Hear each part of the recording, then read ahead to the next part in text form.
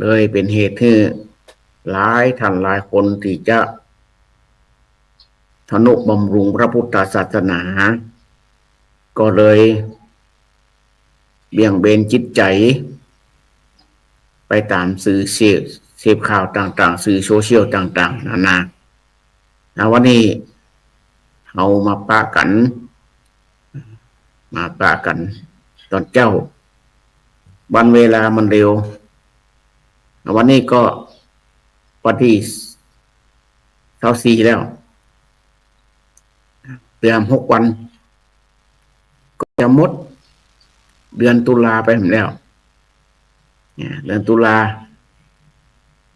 ก็ยังเหลืออีกแค่2 เดือนก็จะพ้นปี2568แล้วใน2 เดือน60 วันก็จะผ่านพ้นปี68ไปแล้วแต่บางคนนี่ยังยืนอยู่ที่เก่ายังบ่ได้ก้าวเด้อยังไม่ได้ก้าวแข่งเด้อแต่บางคนน่ะก็หลายท่านหลายคนได้ย่างก้าวชีวิตก้าวดำเนินการงานต่างๆนี่ไปหลายก้าวเพราะว่าระยะเวลา1 ปีนี่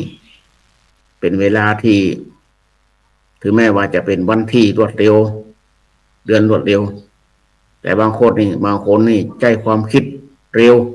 รวดเร็ววัดก็เช่นเดียวกันบางวัดแต่ละวาก็พัฒน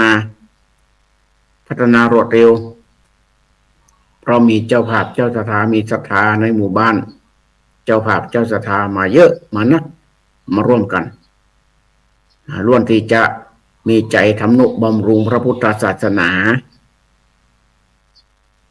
พระพุทธศาสนาทุกวันนี้ยังจะต้องเดินหน้าไปเรื่อยๆพระสงฆ์จะต้องมีงานเพิ่มเรื่อยๆต้องมีงานต้องพัฒนาไปเรื่อยๆพัฒนาทั้งตัวเองพัฒนาทั้งองค์กรพัฒนาทั้งในวัดพัฒนาทั้งส่วนรวมยิ่งบางรูปบางองค์นี่มีตำแหน่งหน้าที่ที่จะต้องรับผิดชอบนี่หลายภาคส่วนก็จะต้องเร่งรีบทำงานโดยที่จะเพื่อที่จะช่วยเหลือพระพุทธศาสนาช่วยเหลือแต่ว่าท่านทั้งหลายนี่บ่ได้คิดถึงค่าตอบแทน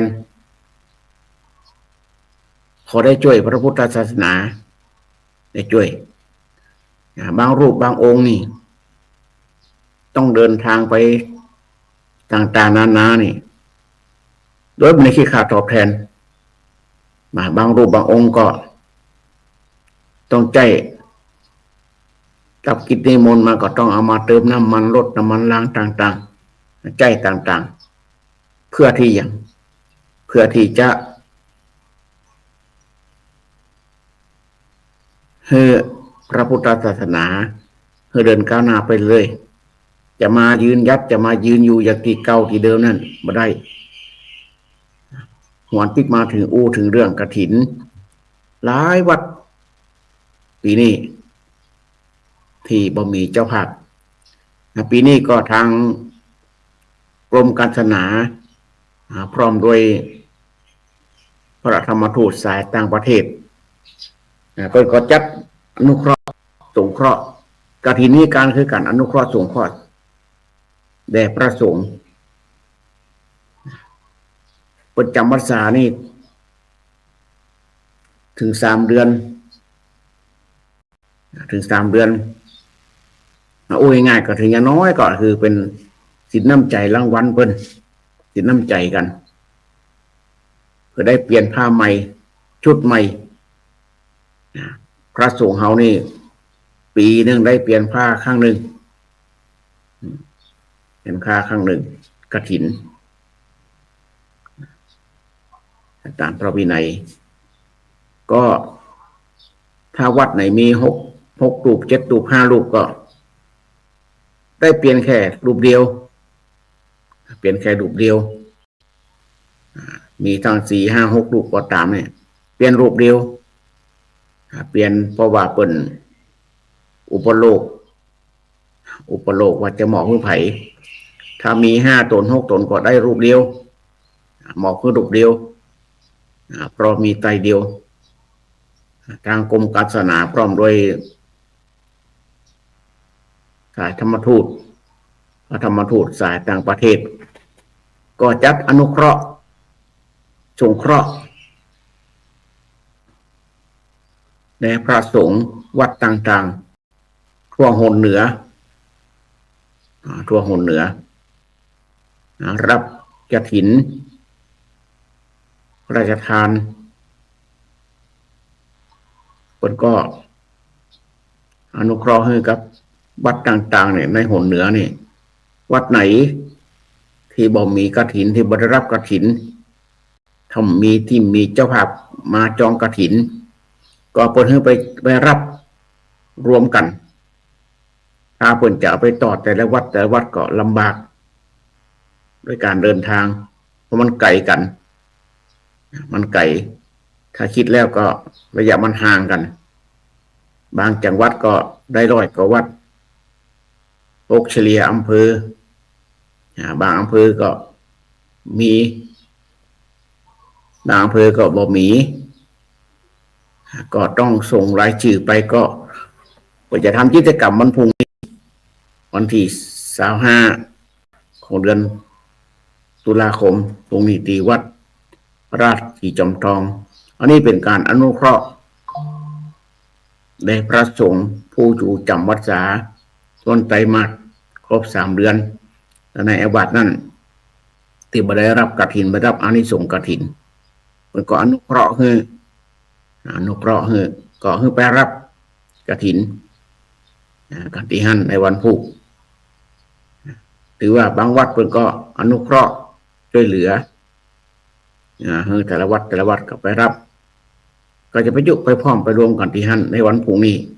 ฉะนั้นศรัทธาสาธุชนทั้งหลายครับถ้ามีเวลาก็ไปร่วมกัน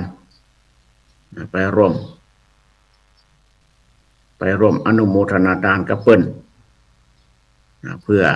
อนุเคราะห์แด่พระสงฆ์ผู้อยู่จำพรรษาวันไตรมาสถึง3 เดือนกันต้องอย่างน้อยเพื่อก็ได้ผ้าใหม่เปลี่ยนผ้าใหม่ได้อานิสงส์ด้วยอนุเคราะห์ถึงกันและกันช่วงนี้ก็หนาวแล้วแม่สายก็เริ่มหนาวแล้วผมมาดาวหาบอยู่แม่สายก็เย็นตื่นเจ้ามาเย็นแต่กลางวันนี่ก็ร้อนเหมือนเดิมกลางวันร้อนจนถึงตะวันลง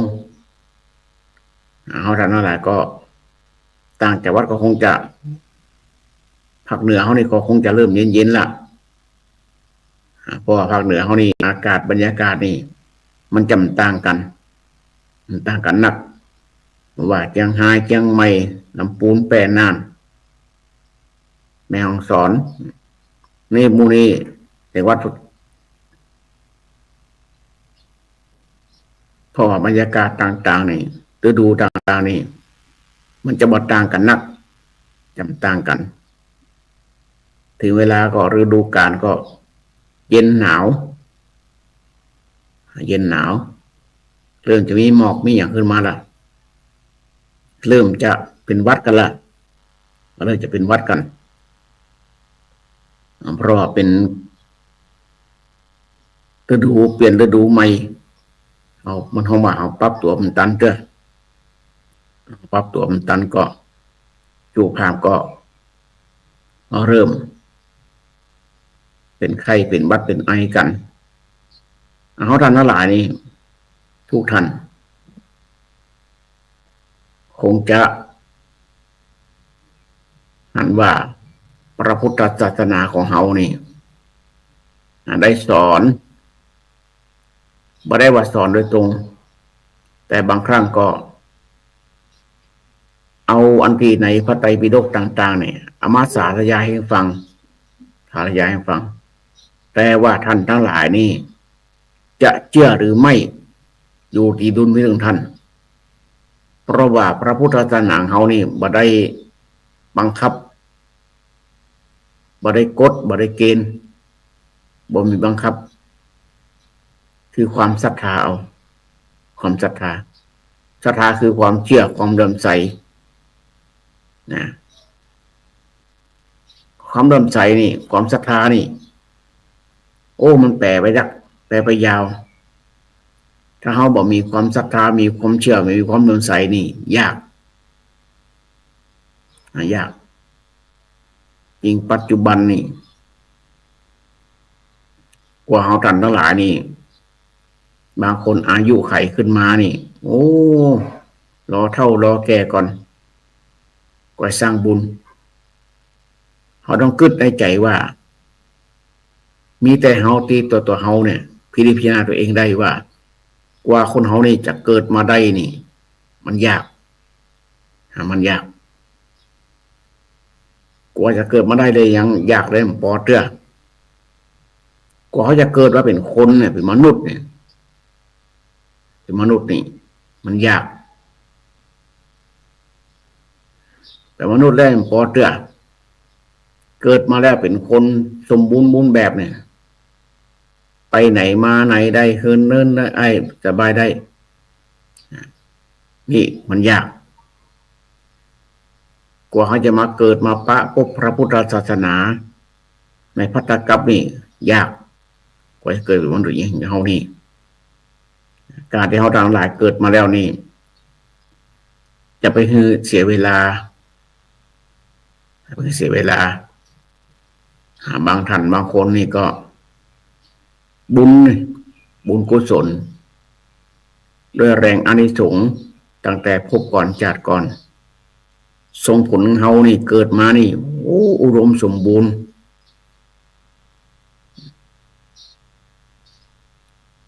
อยู่ด้วยกองเงินกองทองบิดามารดาขวัญขวายหาไว้ตัวเองในใจจ่ายสบายเพราะว่ามาทีหลังสบายอันนี้ผลในทางลักในทางพระพุทธศาสนาก็คือเชื่อมอย่างก็คือบนห้องว่าบุญเก่าบุญเก่าเขาท่านหลายเกิดมาแล้วบุญเก่าเขานี่เขาจะไปกินเนื้อเสียงเขาจะไปคิดว่าเขามีบุญแล้วดูตาสบายแต่อย่างก็ได้จะทำอย่างก็ได้เมื่อนานก็หมดไปเหมือนกับเงินทองมาเช่นเดียวกันเปรียบง่ายๆถ้าเอาเงินทองมีเงินทองนี่เขาจ่ายไปทุกวันบอกกี่ปีก็จะหมดก็จะเสี่ยงเหมือนกันหมดจะเสี่ยงมีเป็นล้านก็จะหมดเพราะเขาจ่ายอย่างเดียวเขาจ่ายออกอย่างเดียวเขาบอกได้องค์ควายหาเอามาเพิ่มมาเติมมันก็เลยหมดไปกำน้อยบั่นทอนหมดไปกำน้อยแต่ตรงกันข้ามว่าถ้าเฮาทันทั้งหลายจ่ายไปพ่ององค์ควายหามาพ่องมาเพิ่มมาเติมแหมน้อยนึงจากมันถอนหายไปจากนักแล้วก็เฮาก็มาเสาะมาเพิ่มมาเติมแหมบุญก็เช่นเดียวกัน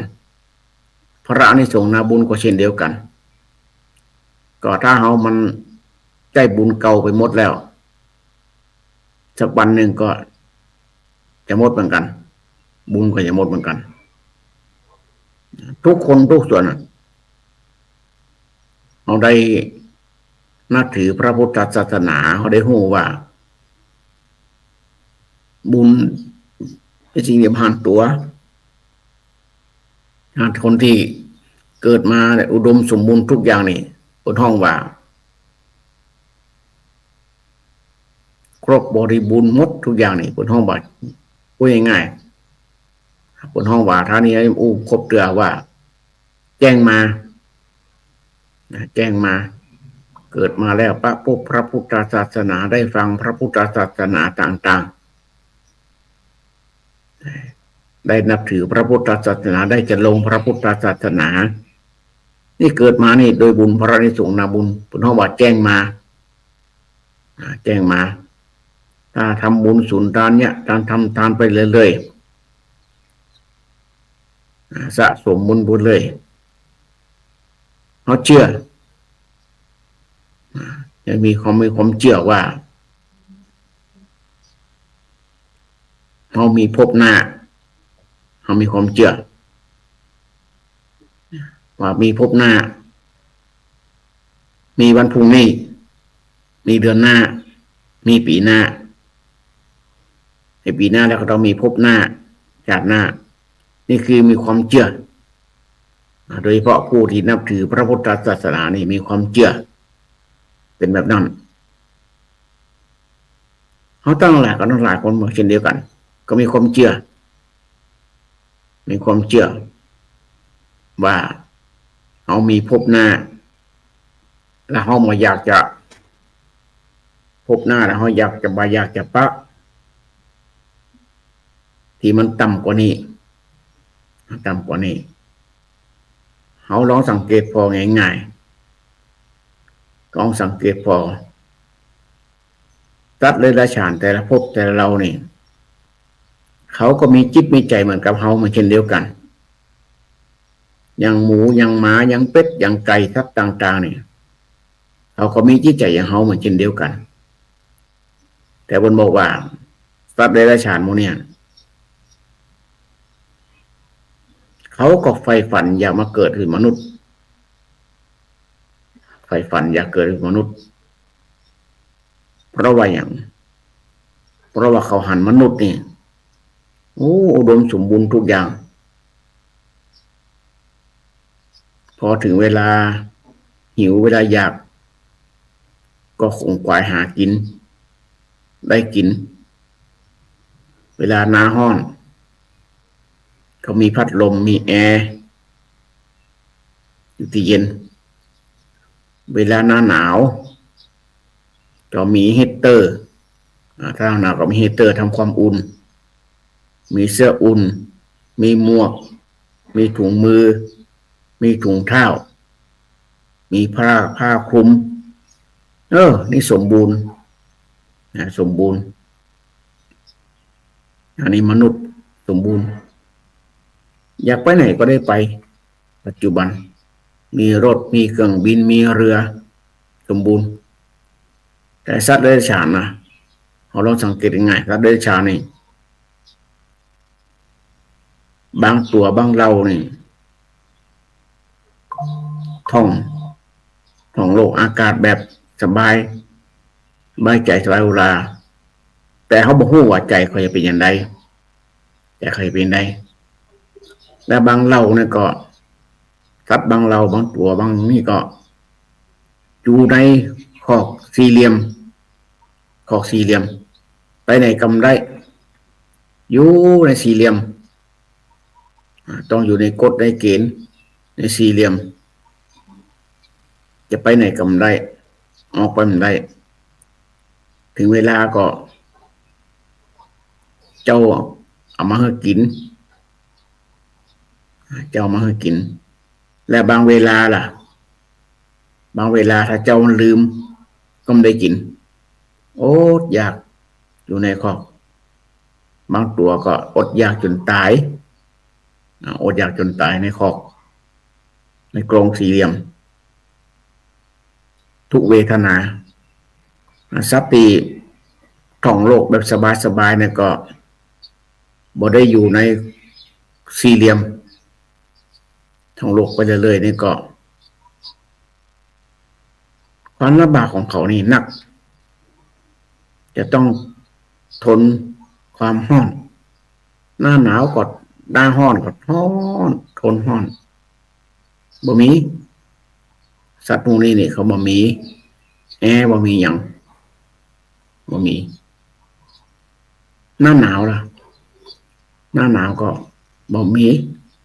ฮีตเตอร์บ่มีเสื้ออุ่นบ่มีหมวกบ่มีเขาต้องท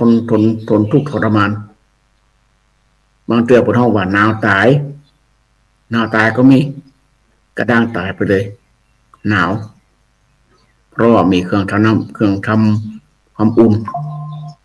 นี่คือความลำบากของสัตว์แต่เรานาทีได้อู้ตอนเจ้านี่เพียงแค่แต่ว่าข่าวแต่ถ้าอู้แล้วมันจะยาวนักเวลาจำกัด30 นาทีแต่ว่าเอาท่านทั้งหลายในโชคดีโดยเฉพาะท่านผู้ใจบุญใจกุศลโชคดีที่เราได้เกิดมาอุดมสมบูรณ์ทุกอย่างถือเป็นโชคเขาละเป็นโชคเป็นวาสนาของเขาที่เขาท่านทั้งหลายได้เกิดมานี่อุดมสมบูรณ์ทุกอย่าง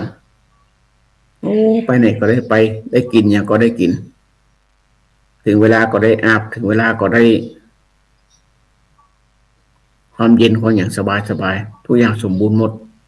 ฉะนั้นเขาท่านทั้งหลายก็ตัวจะได้เกิดมาได้นี่มันยากลำบากฉะนั้นภพนี้ชาตินี้เขาก็มีโอกาส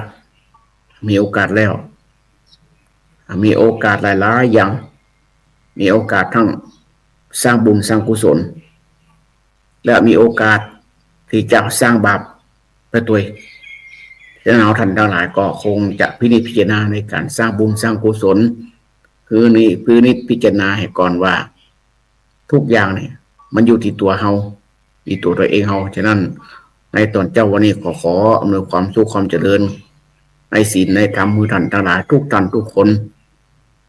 ประสบแต่ความสุขความเจริญทุกท่านทุกคนโดยเทอญ